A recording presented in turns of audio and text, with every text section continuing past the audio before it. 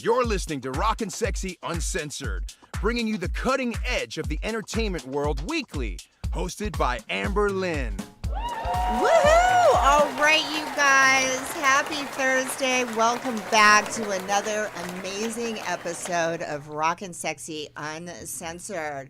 We are broadcasting on United Broadcasting Network, UBNGO Channel 1, and live streaming on our blog weekly at rockandSexxyUncensored.com. I'm your host, Lynn. It is my pleasure to be here with you all tonight.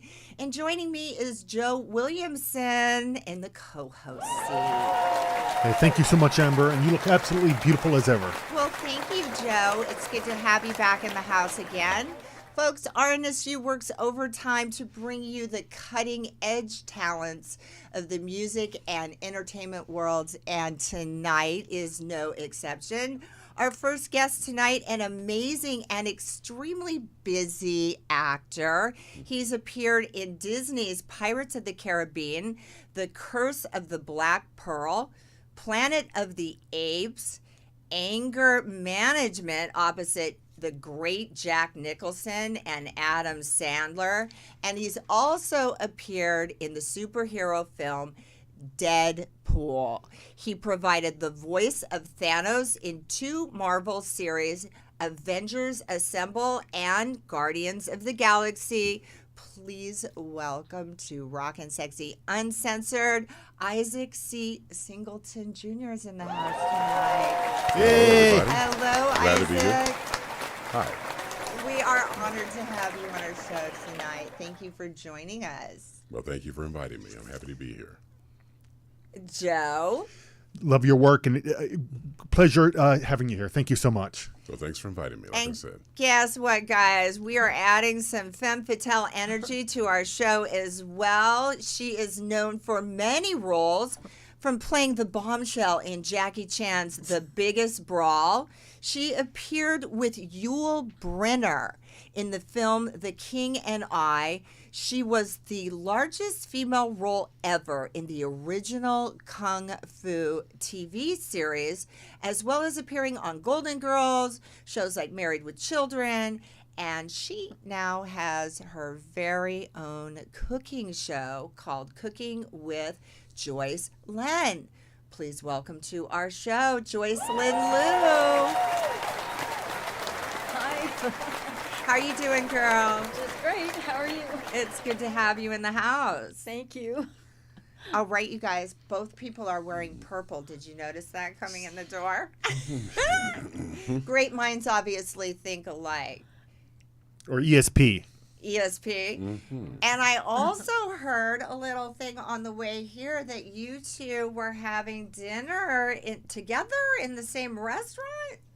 We sat next to each other at a chair at a banquet last week for martial artists. Oh, you're kidding. No, it's great. It was a good You know time. what's really funny, because when we book artists on the show together, we're like, are they going to get along? Do they know each other? Did they work together? Is there something going on we can talk about?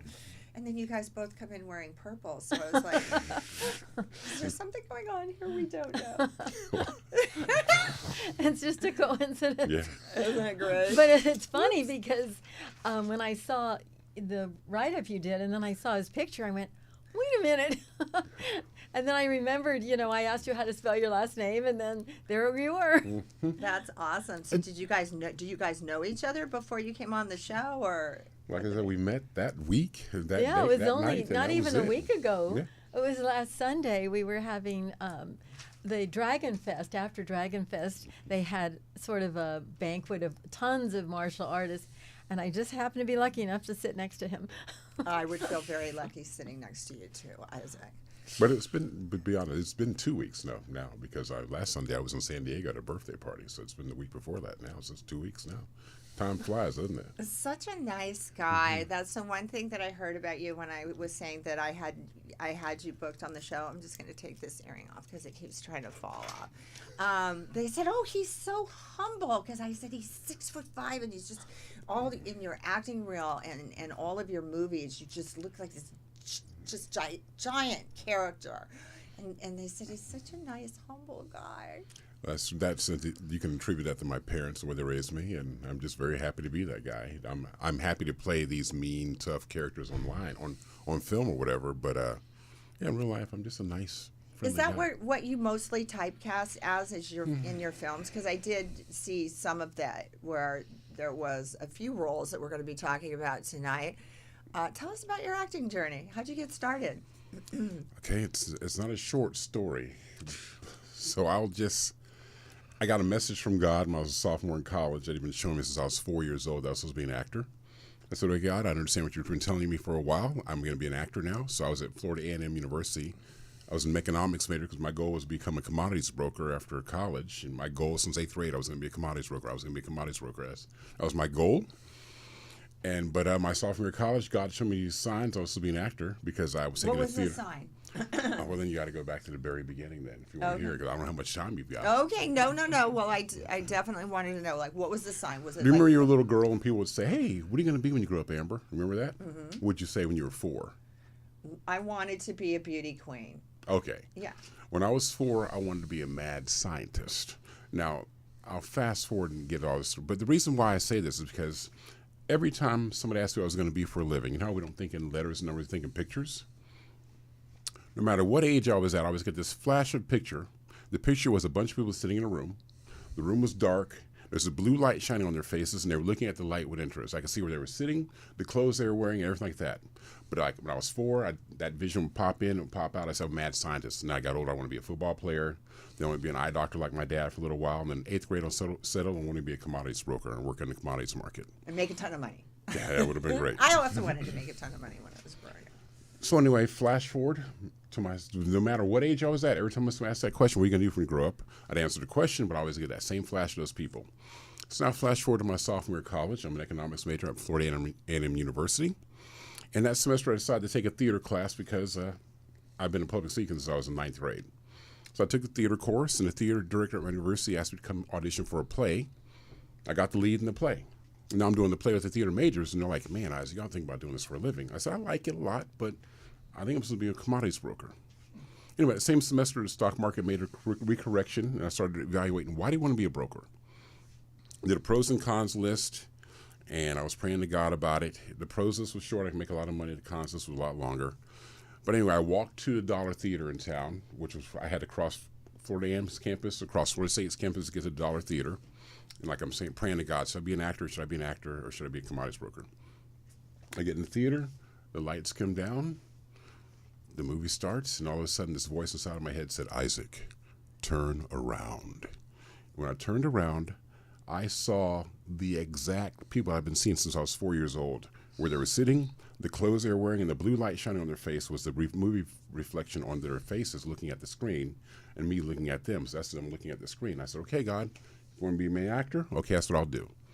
And you had never thought up until that moment that you wanted to be an actor before? Not seriously. I mean, I've always made voices. I've always been making characters since I was a child. I just love doing that for fun because that's just... Were you 6'5" when you were a sophomore in school? Were you No. already over? Well, no, my sophomore year, I grew to be 6'5". I weighed 220 pounds. I could see where they would want to definitely recruit you as a professional football player, too. Well, I mean, you got to have skills on the football field. It doesn't matter Right. how tall you are sometimes. Well, you know, you're I supposed played to have football in skills high as school. an actor, too. Yeah. And that's... So I was studying, then I studied there, and then I went to and I transferred universities because what happened is, okay, now okay, God, I'm going to be an actor. But now I'm walking home from the theater, I said, okay, I'm in Tallahassee. There's no film industry here whatsoever. I know I want to do film and TV. So now I'm praying to God about what am I going to do. So I get home, and what happens? I get to my apartment, I turn the TV on, the 11 o'clock news is coming on right then and there. The first thing the newscaster says is, Hollywood has come to Florida. Universal Studios and MGM Studios in Orlando are doing major film and television production. I said, okay, God, I guess I'll go to Orlando, but I want to go to college still. That's when I found out about University of Central Florida. I transferred to UCF. All my credits transferred. I graduated on time with a communications degree. And I started getting into film and TV when I was in Orlando and started studying more as an actor down there. I started working in live shows at Universal, doing the Wild West Stunt Show, which was the first African-American that hired that show. I played at Disney doing the Indiana Jones Epic Stunt Spectacular, playing the German mechanic, and then I got trained in a bunch of other characters. And I was an equity job, so I got my equity pay there, and I was able to make a living. And then saved enough money to move to California. Which is what I Wow, did. and you just struck me as the kind of person that focuses on what you want, and you just, because I'm like that, you just beeline, that's what's going to happen. I have a good question for you. Okay. Most of your roles to date have been significant supporting roles to major leads. I want to talk about your role in anger management, where you, like, literally, for me, you take the scene away from Adam Sandler, and you're playing an air marshal, I think, yeah. and you're arguing over a racially insensitive remark that he makes. Well, see, that's the way. It's so funny because if you look at the way that the scene is written, all he said was, "What's with you people?" Right. But see, my character was just having a bad day. Okay. So my character was like, "What do you mean, you people?" Right. You know, so I took it that way. He didn't mean it that way at all. He your just said, "What's wrong with voice- you people?" Because, see, what happened is the flight attendant was ignoring him before then, and then now this air marshal's coming and confronting him. And he's like, "What's with you people?" But he's talking to me, so I'm like, "What do you mean, you people?" So if you wanted to see, he didn't mean it that way, but see, my character wanted to take it that way because the insensitivity of what's going on in our country at the moment and all that kind of stuff. So it's just funny. That's right. And it is the insensitivity of what's going on. And the way that you kind of rolled that out for me, I mean, I was there with you guys. I mean, it really took me there. And Adam Sandler is not an easy person to take a scene away from, you know? I mean, the guy is definitely on top of his game. I loved it. I wanted to give you that. All I know is Adam was a great guy to work with. Jack Nicholson was a great guy to work with also. And I mean, to me, they carried the scene. I was just a prop. It was amazing. I was a speaking prop in that scene, and they were the ones that made it all happen. Especially Adam's character, but he's just trying to be humble and nice. And like, He's really a nice guy, Yeah, too. so- I remember we were running our dogs out in Sunset Plaza one day, and he had a new baby. I guess this was years ago. And he had taken his little baby out from the restaurant. It was fussing or something. Mm-hmm. And so we're going along, and this person's holding this little baby, and we're like, we run, and we're like, "Oh, the baby!" And then all of a sudden, I look up, and it's Adam, and he's holding this little baby, and I'm like, "Oh, hi!" Yeah, so just a really sweet guy. yeah, definitely. And Jack Nicholson, how was that? You know, it was like it was great to work with both of them. I mean, they were just consummate professionals, really. I mean, that was my first movie when I got here. It was your first movie? When I got to town, that was my very first one I got hired on. My first job was on the X-Files. My first movie was anger management. And after that, I bet you were just thinking, well, I've got this. No, right? I honestly feel like almost every time I finish a movie, I feel like I started at the bottom ladder and start climbing back up again. But I don't mind the journey because I love doing what I do. What is your favorite type of film to do? Is it comedy, drama? I enjoy action right now because I've got the body to carry it off, and I got the height and the size and the body. I love action films. I love them a lot. But if it's action and comedy, it's just both the best worlds, best of both worlds. And you do like a whole, and both of you guys do like different characters, all different kinds of, you don't focus on one particular thing. No, I want to be diverse so people know they can hire me to do a lot of different things. However, being 6'5", I'm sure that comes into play with the characters that you get chosen for. You know, it does, but I've actually lost out on films because they said we liked Isaac a lot. He's just too big compared to our lead actor, and I mean, like, well, okay, and that's just the to business. Stand next, I've had that situation Yeah, with so. me too as a female because I'm 5'7", and most actors are smaller people. So they'll say, we have to put you in flat shoes or whatever. But being 6'5" is a whole nother world. And I've known Joe, who's 6'3", and so so. You did a scene in Pirates of the Caribbean that there's a woman in the scene, and you're playing this character where you reach out and you smack this woman's face. Yeah, when she was talking, nobody was talking to her. No, that was. I was like, did you get any backlash from that? Because I was like, he just slapped that Lynn. But that's the character slapping her. I didn't I know smack her. that's the character But slapping. matter of fact, But- that was my audition scene for the movie. That was my audition scene I did Oh, for the movie. Because I was thinking to myself, speaking of what's all going on in the country right now with the whole Me Too movement, I was surprised that they didn't get all up in arms with that whole. Yeah, that was 2001. Me Too really hadn't happened yet, so yeah, that was Right. back then. But that was a great movie to work on too. It was nice 6-month long movie. I like a nice long movie. And you was great in it. No, thanks. You was Good one of, I thought you did an amazing job in that film. Thank you. Yeah. And it's just. But it was a team effort, though. I mean, all the people there. I mean, Keira Knightley was a great she's a great actress, and it was funny just rehearsing the scene with her before, off to the side, whether it's on quarter. She and I just kind of like, this is how I'll do it, just make sure you see my hand swing and you move your face, whatever. And I was nowhere near smacking her at all, but it was funny because when I did the scene, the look on her face when she looked back at me Well, was she almost. knew it was coming. She knew it was. When you're on a set. Oh, yeah, if we you're know- gonna you do know a it's slapping coming. scene or something. It's not going to be something that comes as a surprise. No, but I didn't smack her anyway. But the thing about it was after he did the simulated slap, her acting was so good. The way she just looked at me like, "How dare you smack me?" and I was trying to keep from. I really had to hold it together because I was trying to keep from laughing because it was so funny the look that she gave me as if I really did smack her. But it's just she's just that good of an actress. So, but it was really funny. But I was able to hold it together because I'm a consummate professional. You know what I'm saying? And then Joe has a question he wants to ask you about a movie that you did, and I wanted to let him. Yes, well, you played Tank in that film with Dolph. I thought you did an amazing job. Dolph Lundgren. He's Yes. talking about Dolph Lundgren. Yes. And you did a film with him. It was called Larceny. Yes, and I believe he was the main villain in that film. I love the fight scene you had with it. How was it doing the fight scene? Because you said you love doing physical, action films, and that must have give a great chance to do some fighting scenes and action in that film. Yeah, it was fun. I mean, got to smack into some. We were in the bathroom having this fight, so we knocked over some of the stall walls and all kind of stuff. It was a good time. Yeah, it was a lot of fun. Yeah. Yeah, and you mentioned you did 3 different kinds of martial arts over the years, or? Well, when I was in college, I was doing Taekwondo. Then when I moved here, I started doing kickboxing. And then recently, I started doing Krav Maga. I love Krav Maga. Yeah, That's me too. what I do.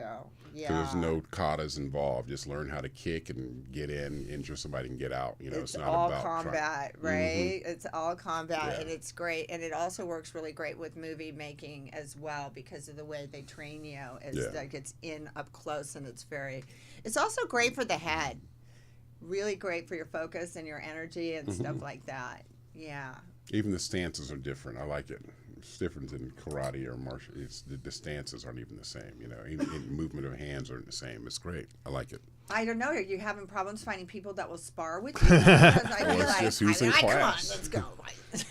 But it's kind of neat because in our classes there's women in there too, and our teachers have told us some stories about how these 5'2" girls have gotten out of trouble with these guys my size when they've approached them or try to intimidate them, and these girls have gotten out of situations because they knew what they were doing there, where to strike, how to strike, and get in and out and get away. That's kind of neat. That's amazing. What got you into the martial arts? Once again, like when I was telling you, when I was a small child, I used to like to do all kinds of characters and have fun. And what kid doesn't like martial arts when he's a kid growing up? You're seeing Bruce Lee movies and things like that, and you're watching Chuck Norris, and everybody. You just want to be like that. Who was your idol when you were a kid? Who was your acting idol? I don't really. I have to be honest. I didn't really have an acting idol. I mean, I just know I was really into Star Wars back then. You were? I love Star Wars. Mine was Speed Racer. I was into Speed Racer. Yeah, he was. And I have to be honest. I guess my favorite actor even back then it was Darth Vader. Meaning I liked James Earl Jones' voice. I just liked James Earl Jones. He's just a baby. You know what, Joycelyn? I want to get you in on this conversation as well. You've done a lot of martial arts films. Yes. Yeah, and you started out your career when you were 8 years old, right? When you were three years old. Wow. Believe it or not, with Clark Gable and Susan Hayward. Did you want to be an actor? Did your parents want you to be an actor? This is a woman who just represents. I didn't want to either.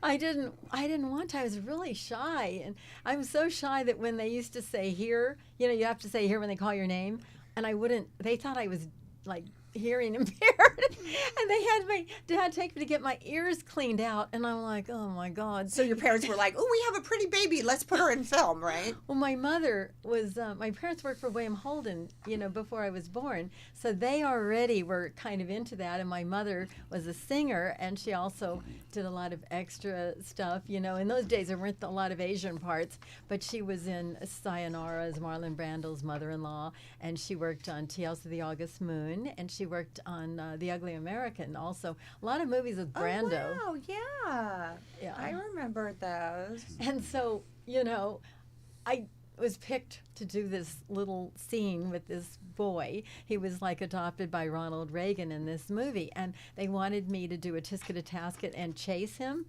And I was not going to chase a boy, so I refused. And my mother was just mortified. She's like, "The director picked you, and you didn't do it." And I was like, "Oh my God!" And so I had to go in the sandbox and play in the sandbox instead of doing the part. And so I said, I got to make it up to her. She was just really upset. And I go, gee, I didn't really know she wanted me to do that, So then the next time. Well, you were only 3 years old, though, right? 4. You're 4. Yeah, still a baby, matured. though, right? But I still knew, I knew that she was upset. So then I said, okay, I'm going to make it up to her. So the next time they auditioned all these children, I just did, I did this part. And then all of a sudden I started listening to the other girls doing this speech. And I went, they're not doing very well. I can do better than that. And I just, felt it. And I thought I was speaking like Katharine Hepburn. I felt this deep voice. And when I watch it, I'm a squeaky little voice. And it's in my mind, I was like very heavy and it was dramatic. But when I watch it, it's like, it's a little girl. Yeah, my voice sounds like a little girl. It's funny in too. your mind. No, definitely not. So what was your break part? What was your breakout role? It was Princess Ying Yawalak in The King and I. It was the little girl at the end that tells Deborah Carr not to go back to England. And that's in The King and I. Yes, it was when the king was dying and she was going to leave us. And so that audition took literally almost 3 months. They kept they brought in like 300 people, then 100, then they took all the girls, then they took 9 girls, then they took like 6, and then it was down to 3. And then when I got it, the other mother started crying, and my mother was like, oh my God, how I was just not even aware of all this, but my mother told me later on that's what happened, because they were so upset. And so that was the first time I really got to, emote in my own way and then cry, and everything. And then your career just took off. Like you did Well, there's one not a lot movie of work when you're 9 years, but I did like Danny Thomas, and I did this other shows, like Married with Children. No, wait a minute, what's it called? Room 222. That was a series, and I started doing that when I was in school. And I went back to class, and they go, "Oh, we saw you on TV." I was trying to keep it down, like. So it's mostly TV stuff. I started doing a lot of really TV, and then I did refugee movies with Rock Hudson. I did Battle Hymn. What was it like to work with Rock Hudson? Well, Rock you know, Hudson I is was somebody. I mean, this is before Yeah, For yeah. me, when I think about Rock Hudson, it's like these old Hollywood movies. It's not really my time, but because it represents like a golden era of Hollywood. That Yes, and I didn't know who these. I mean, he was just really handsome. So you just thought he was this nice, handsome actor that you get to work with, and well, what happened is we were refugees, and we're supposed to be like falling down and then rolling down this hill. And this other girl goes, "I don't want to get my clothes dirty." So then the director goes, "Joycelyn," and I go, "I'm here." And I was like right under him, but he didn't see me because I was so little. And so then he goes, "Would you roll down the hill?" I go, "Sure," because it's not my clothes. It's the studio's clothes, so I don't care. So then I did. And nobody knew that Rock Hudson was going to pick me up in his arms and carry me off. And I just was like, oh, So that was, very fun. Because, I just wanted to do just anything. It didn't really matter. And then I also worked with Humphrey Bogart and Agnes Moorehead and Gene Tierney. It's the same movie, though, isn't it? No, it's a different movie. Oh, it's a different that movie. That was The Left okay. Hand of God. And he sang, and I just noticed teeth, you know. You know, when you're little, you just look at things that adults have, and that was the only thing I remember. It's funny how you don't remember some of the, you know, but then later on when I found out who he was, because I started watching, you know, Casablanca and stuff like that, and I'm like, oh, wow. And then I didn't even know that Clark Gable was in Gone with the Wind, you know, or anything like that, because he wasn't in the scene, but I remember looking at Susan Hayward, and she was so beautiful. There's certain people that, you know, impress you when you're little. It's interesting that you say you don't feel there was a lot of parts then for Asian actresses. Do you feel that your popularity, because you became very popular and you just had this long range prolific career, do you feel that you changed that? Well, in Hollywood? Strangely enough, I was, because it's not the case today. I mean, yeah, there's a lot more stuff now, but I was kind of doing things like that you wouldn't like. It wasn't an Asian role. I would just go out for white girl roles. I even played blondes. I just put a blonde wig on, and I did this commercial as Alice in Sauterland, and I just put on this wig and I had a blonde hair, and the guy did not know where I was from. He was like, I mean, I really bleached my hair blonde once even. I just did it because I was just like, well, I'm 16 and I've always had dark hair. I'm going to have blonde hair and I can talk like a blonde. It's funny how people perceive, they have this kind of thing that happens where they form these kind of views, because when I was, you know, younger, not that old yet, but when I was younger, I went out for all roles, and I never even thought, you know, that the role was for an Asian, for an African American, a white girl, whatever. I just, those types of things just never really occurred to me. And it wasn't until I came to Los Angeles. I grew up in Orange County down in Newport Beach, and it's even though it's just outside of LA, you were talking about being from Anaheim. Even though it's just outside of LA, it's a different place where people, I think, are more, they don't have these kind of racial insensitivities about any culture.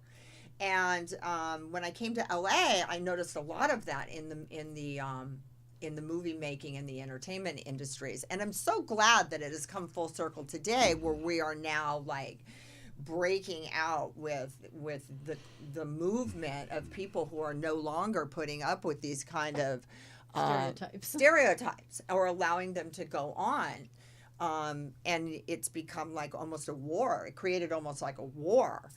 And I just was wondering if you felt like you had, you know, participated in that. Well, originally it was harder, you know, because as you know, there's certain roles that I would always get. I just don't look like Off the Boat. So there were two Asian roles, either Off the Boat or a hooker. Mm-hmm. And I kind of look more what? Off the Boat or a hooker? Did you say that? So I have played so many, but I don't look like a street hooker. I tried that. I look more like a call girl. So I couldn't get the street hooker looks because I don't have that hard look, you know? And I tried so hard one time. Well, it's all in the makeup, what they put you in as a character. Well, how about you, Isaac? Did you have that played problem? A hooker before? Well, I know that in, you know, studying acting and in our acting workshops, they would do a particular exercise where they would assign us something that we would never play as a character. Like they would take Isaac and they would make Isaac play like either a little child in a corner or like, you know, a hooker, you know, or something where you had to bring it out of yourself from within. And it was great exercise though, because I think that we all do that, where we find ourselves typecast into these types of roles. I think I got my inner hooker going right now. You what? I got my inner hooker right now. Hey, lady, looking for a good time? But yeah, it's Especially fun. you're in the right town now, right? Because we're in the right place for all of that. That is so funny. Well, we both do voiceovers, and that's good because you don't have to be what you know. I played like 90-year-old Filipino ladies on Rambo, you know. Did you really? Like, Rambo, could I have a ride on your motorcycle? Yeah, and then, you know, just little baby kid roles and stuff like that. Because it's like, it's for your voice. You don't have to look that way. You can just come as you are and then just make the character on, the voice. So show us your bombshell that you played in Jackie Chan's. Tell us about your bombshell. You have to go there. In Jackie Chan's. Well, I was a hooker again because. Oh, you were. Oh, yeah. It said bombshell. Well, they canceled. Sorry to do this to everybody. It's in my nature. It's an uncensored program. That's why we're here. They actually kidnapped the good girl, and so Jackie goes, well, I have to show some girl, you can't just come empty-handed. And they go, so Jose Ferrer goes, well, to that end, we brought in one of our ladies from down the street or whatever he says, I don't remember. And so then I walk down, he goes, you mean fake this girl is May? They'd never buy it. And he goes, well, you got to go home with somebody. And so they're expecting this shy, girl, and I'm chewing gum, and I'm in the car, and I'm wearing this tight dress and everything, and I'm walking down, and Jackie's he shakes his head like this, and he goes, get rid of the gum. So I stick it like this, and I stick it on the windowsill. And then he's expecting this mail order bride, and they're going, oh, May, I'm so happy to meet you. Here's my father. So I grab him, and I kiss him, and then Jackie's just goes like, oh my God, And so it's kind of this comedy thing, I love doing comedy, though. Mm-hmm. That must have been an amazing time to work with Jackie Chan. Well, he didn't speak English all that much because it was one of his first movies, and we shot it in San Antonio, and he would just go, hi, honey. Really? Yeah. Wow, they really covered that up well in his films then, because it seemed like, he definitely had... Well, that was his very first film he did Okay. in In the U.S. America, yeah. Yes. I mean, he was a star already, In Japan or in China, it was Asia. the star over there, yeah, for sure. Yeah. So I think you guys have a tremendous amount of energy and that you should work on a film together, That would be wonderful. right? Guess we got to write it and get it produced. And Well, it seems like people are breaking out since the pandemic and everybody's back to work now. a lot are. You got anything to tease us with? I have done 2 films this year. What happens with them, I do not know. Once I leave, I'm like Are that. you allowed to talk about them? We always get hit with the NDA thing. Everybody's like, NDA, I can't tell you this, but I can tell you that. So, we want to. Yeah, and then the video game I did. I can't really talk about that either because it's coming out. That's but I right. You finished it did do a video game this year. I've done a lot of video games, and that's what I was going to say, Laura. When you were talking about voiceovers, I've gone to voiceover sessions sometimes. I played all kinds of characters. I mean, I've done 40 voices or more alone just for World of Warcraft alone. And there's one stitch, and I do all kinds of things from giants to elves to orcs, ice giants. That must have all really kinds of been good, though, during the pandemic to be able to do voiceovers. And they still, because I know we had an actor on our show last week who was showing us pictures, right, Tony, of the way they had to go in and do makeup during the pandemic. And I didn't work on any films during the pandemic, but they had to wear these plastic helmets in the makeup chair in order to let the makeup artist do you with masks, and then these it was a hazmat suit with a whole plastic helmet going on, and I said, what is that, a space movie? And he goes, no, I'm in the makeup chair. He goes, I'm in the makeup chair. I said, what? And he said, yeah, you had to sign a release to be able to work on the films. Mm-hmm. Wow, yeah. Well, it was fun doing voiceover because what they would do is the producer and director wouldn't even be there. They'd be on another location through ISDN line. I would be there with the engineer. He would come into the studio, sanitize everything. He'd leave. I'd go in there, have the microphone set up for me, and then we'd do the session where he's on the other side of the glass, I'm on this side of the glass, and then the producer and the director would be in my ear, and they'd talk to me on a screen, and we'd just do the session that way. Nice. Yeah, it was great. It worked perfectly. What is your favorite role you've ever done as an actor? If you want to tell your fans, I want you to see my work here. There's been so many for different reasons. Like I got to do one of my first jobs when I got here was Arliss. I did an episode of Arliss, and they couldn't script it. They let me make up my dialogue because they couldn't script it, and they wanted me to play this character who was an NBA player, but you know how at the end of some games they interview the player and you can't understand what he's saying. He's speaking English, but you don't know exactly what he said, but you know he said something in English. Well, they want me to do that because they wanted me to play an inarticulate guy, in other words. Oh, okay. I didn't. Yeah, I wasn't inarticulate. following you. So Being I was like, what? yeah, so anyway, they couldn't script it because how are they going to script someone talking but not talking and understanding? So they said, Isaac, just make up a story for us right now, and we want to understand what you're saying but not understand what you're saying at the same time. And so, thank goodness I've been doing improv for years. I improv the story right then and there on my trip there to the audition. I remember I was on the 101 driving south, and a woman was in the car next to me, driving next to me, and she was putting her makeup on in the mirror of her car with both her hands while she's driving on the freeway. I'm sorry. That was me. How rude.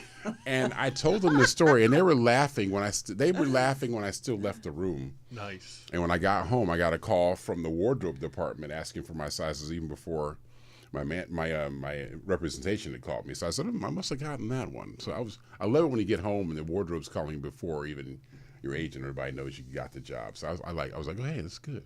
Yeah, that's So that's exciting. one, because I got to make up my own, they trusted me enough to make up my own dialogue. But then Pirates, that was like one of the first movies you saw my face when I got here, because before I did Galaxy Quest and Planet of the Apes, it was a 4-hour makeup on Planet. And Was Galaxy it? Quest is a 3-hour I was going to makeup. ask you about the makeup on that because the makeup was just insane. It was great. 4-hour makeup every single day. And I was on that movie 6 days a week sometimes. What was your character on it? I play 4 characters in that movie. You play 4 different characters? 4 different characters, which probably saved Sony a lot of money and just having to hire 3 other actors to play their roles. All I had to do is run my makeups that fit me only. Now, my makeups wouldn't fit anybody else, so they ran my makeups that fit me only, and all you had to do is just put me in a different suit, different outfit, and I'd be a different gorilla that day. So wow, I played 4 bet different they characters. were really happy with your performance in that. I believe that Tim Burton and them were happy with what I did. I really did a good job. But it was just great working with Tim Burton, too. I mean, it's great to see a guy like that, great artist.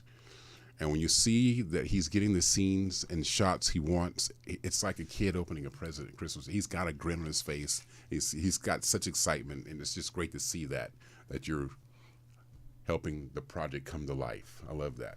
Wow, congratulations on that. Joe was just talking about Tim Burton on the way here in the car. Yeah, I know he's got that new Addams Family. It's coming out the same day, I think, as the new Munster movie. Oh, really? Yeah. That's going to be something. Well, And by the way, guys, I just want to tell you that if we have any fans out there that want to call into the show tonight and join the fun, talk to our talents and say hello. If you've got any questions or fanning that you want to do, our call-in number is 323-524-2599, and our phone lines will be open for the rest of the show. Yeah. So that was another favorite, because now I'm actually a lead now on Pirates, and then also you can see it's me. And you worked with Johnny Depp too, right? Yeah, in Pirates. consummate gentleman, That? great guy. Nothing Right. negative to say about him whatsoever. We had to ask. You know, we had Lisa London on the show during his trial, and she was the same thing. Yeah, he's spectacular and human being and all. And it was funny because, I don't know if you know my background, but I lived in both Europe and United States growing up. And he was talking to me about his... Here's Isaac in Pirates of the Caribbean, Curse of the Black Pearl. Yeah. That's a classic. Yeah, That was a great makeup. That's a cave scene. That makeup took 3 hours a day, too. Really? I had to put all those keloid marks on my face and on my chest and on my neck. So that wasn't a quick, let's just paint this down and go. No, that took some time also. Who was your favorite actor to work with in Hollywood in films? Man, in your career, which one? Because we always have that one that just... You've worked with so many great ones, too. I know. There's this one, though, that keeps recurring almost every time I Jack get a job. Nicholson would do it for me. My big one would be if I ever was booked into a scene with Robert De Niro, I would probably pee my pants, because as acting goes, it's like Robert De Niro's, for me, has always just been the greatest actor that ever lived. I'm sorry, who would you say the current I'd say this one actor, he's almost in every show I go to, and he's been supportive, and he's always happy when I get a job. I think his name is Isaac Singleton Jr. Every time I work, he's always happy to work with me, and I'm always happy. He's one of my favorite stars. He's a brilliant actor. Yeah, he's always like, right? Isaac, man, we got another one. All right, man, let's go. How do your fans follow you, and whoever else wants to hire you, but how do they follow you if they want to keep up with your work and the best places? You know what? I'm on Instagram. I don't Instagram every single day. I'm not one of those guys, but I am on IG. I did have a problem finding Isaac when I was trying to. Because I don't use a C in my name, because it would be Isaac and then another C right behind the Isaac and then Singleton Jr. So I just put Isaac Singleton Jr. for my Instagram name.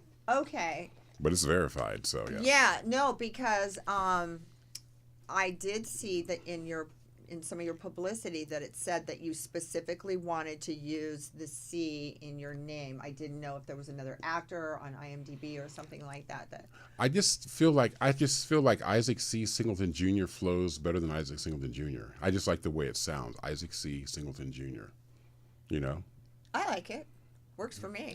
I was going to say, have you had work with James Earl Jones yet? And if not, would you like to? Or I would love to work with James Earl Jones because that means we'd both be working, and I love to work. And but no, I have met him though. Oh, nice. I met him. He came to my university to speak when I was at UCF, and I'd already graduated at this point. But he came to speak, and I went back to go talk to him and just hear what he had to say. And the first thing he said to me, he's like, "You could play Jack Johnson."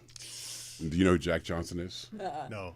He played him in The Great White Hope. That was one of his first movies. And Jack Johnson was the first African-American heavyweight champion of the world as far as boxing is concerned. You could do that. Oh, definitely. I mean, I even look similar to him. And I was talking to some people about getting that movie done, but just things kind of fell to the wayside.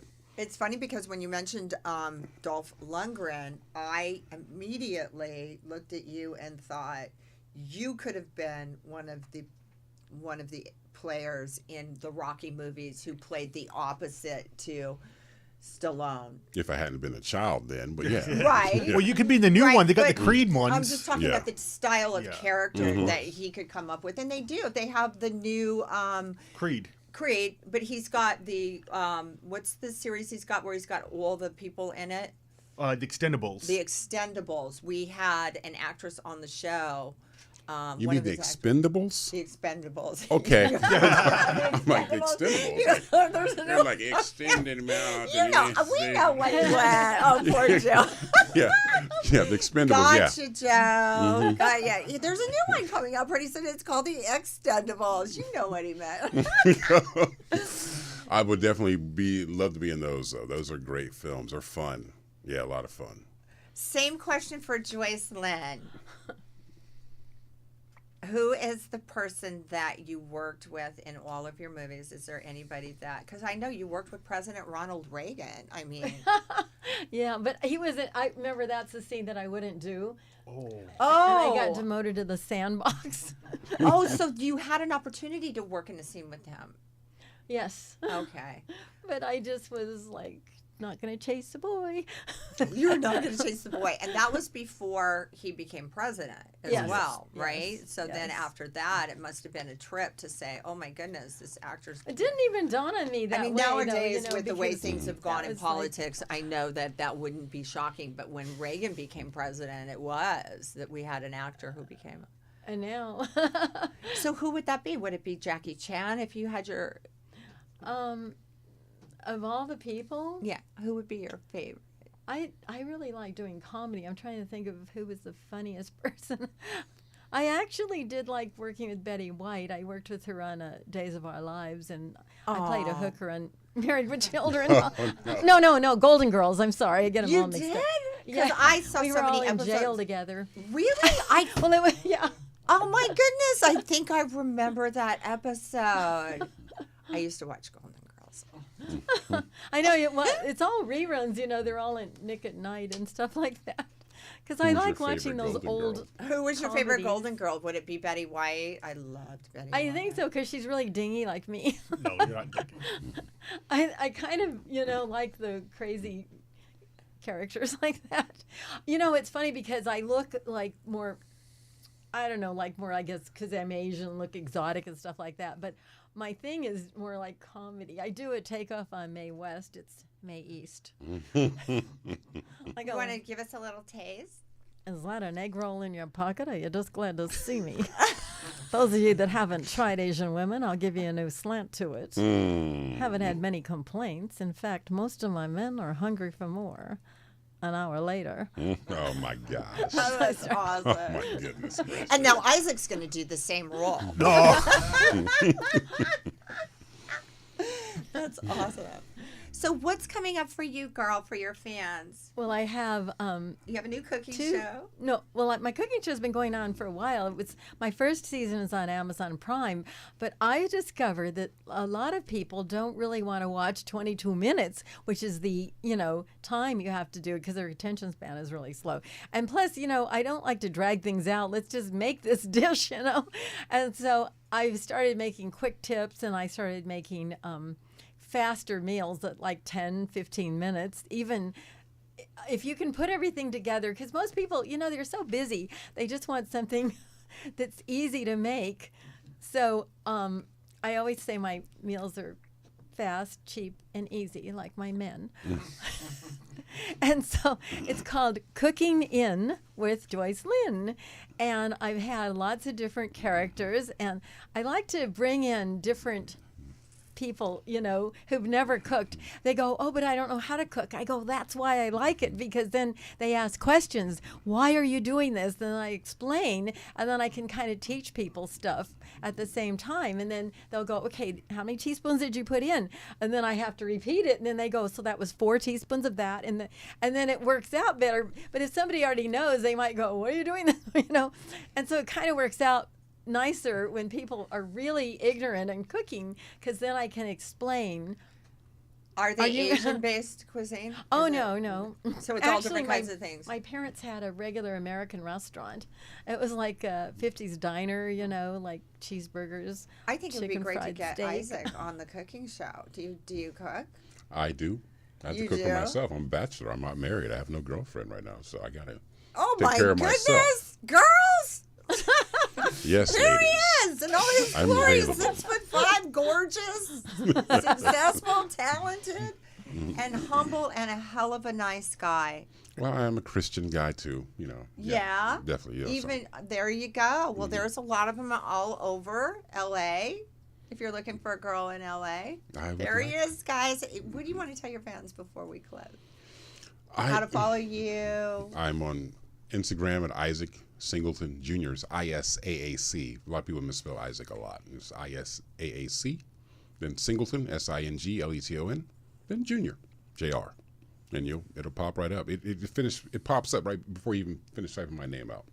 And it's got that blue check next to it, so I'm verified. The blue check is verified. There you go. I have the R Circle registered trademark, so I kind of pushed that aside and said, I have a registered trademark. I don't need your blue check. Thank you so much for doing our show. Well, thank you very much for inviting me. I had a good time. And anytime you want to come back on the show, it's open door. You are invited. Okay. I'll be back tomorrow. Love to have you. How about you, Joycelyn? Well, I have a movie called Fatal Needles of Death coming up. It's like acupuncture. I think it's going to be interesting. And then who's going to... It's a martial arts movie, right? Yes. Okay. Yeah. It is, actually. You have 3 films coming out right now. Why don't you give us a quick... Well, I have one sure. out on like Walmart and, Tubi and Amazon. It's Amityville Uprising, and I end up being a zombie. And then I have one that I sing in called Call Me Emmanuel, and I did Emmanuel. This is an erotic feature. Joe was talking about the. Oh. Yes, it's from a famous erotic film series, I believe. I think there's I actually worked on for Showtime the Emmanuel series. Oh, wow. It was called Emmanuel in Space. And wow. I did 3 episodes. But love to check those out. yeah. Well, there's one when I was with a monk. That was wild. No. It is amazing. You've had such a prolific career, and Well, I do- you have not slowed down a day. I do body doubling too, so You're still doing it, and look at this woman's figure. It is absolutely gorgeous. Oh, and I'm a hand model. I'm gonna go work out with you. I want to go work out with I you. love your calendars you have too. And she's got calendars. I'm Where can doing your a new fans? one now for 2023. It's going to be a throwback into the 1940s, you know, with the old-fashioned black and white pictures with the glamour. I think it's fun to, you know, be different characters. Where can your fans follow you so they can get your swag? Well, I have a website. It's joycelyn.com, JoyCelyne. And from that, it's got all kinds of fun things to see. You know, I'm a magician too. I work at the Magic Castle. And so I'm kind of all over the place. I have 2 radio shows, Radio Vault Mystery Theater, and I have Neptune 9, which is sort of a cyborg kind of sort of sexy thing. But it's all cartoony, you know, so it's not really me. It's just my alter image. Thank you so much for doing our show. We're so happy to have We're you so on the glad show. to Make sure see you you. guys follow Joycelyn Lou and Isaac. Please give them a follow before you leave tonight. I want to thank all our guests for joining us on Rock-N-Sexxy Uncensored. And you can join us again next week for another amazing episode. Thank you, Joe, for being My in the pleasure. house again. And we'll see you all next week. Thank you for tuning in to Amber Lynn's Rock-N-Sexxy Uncensored. Available on rockandSexxyUncensored.com. Don't forget to hit us up on all your favorite social media links and tune in next week for another amazing episode of Rock-N-Sexxy Uncensored.